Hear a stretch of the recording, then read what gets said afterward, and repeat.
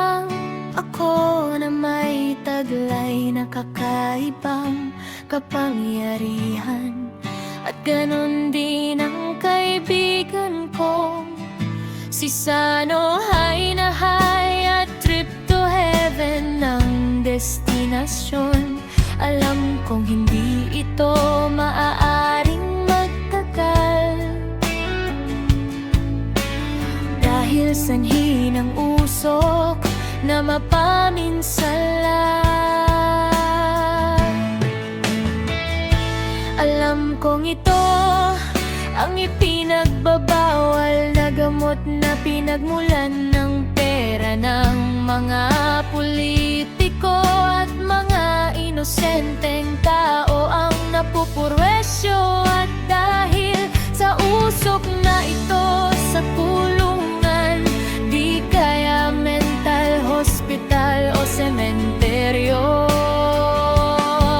ang bagsak mo.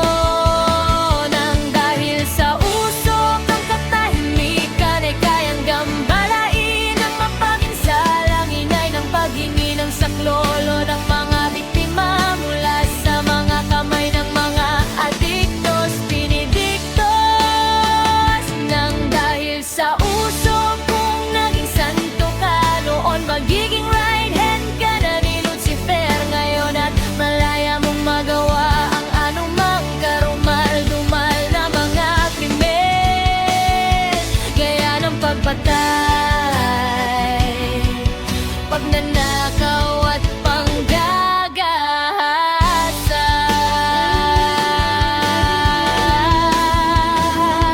Nung nag-umpisa ka palang natikman ito, payo ko sa'yo pare, gaya ng sabi ni Tatay Digong, huwag mong subukan, masisira ang buhay mo. Dahil ang usok na ito ang magiging ugat ng kasamaan sa mundo hanggang sa hinaharap.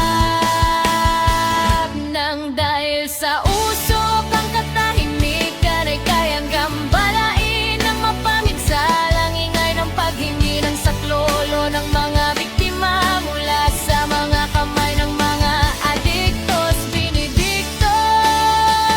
Nang dahil sa usok, kung naging santo ka noon, magiging right hand ka na ni Lucifer ngayon. At malaya mong magawa ang anumang karumal-dumal na mga krimen, gaya ng pagpatay,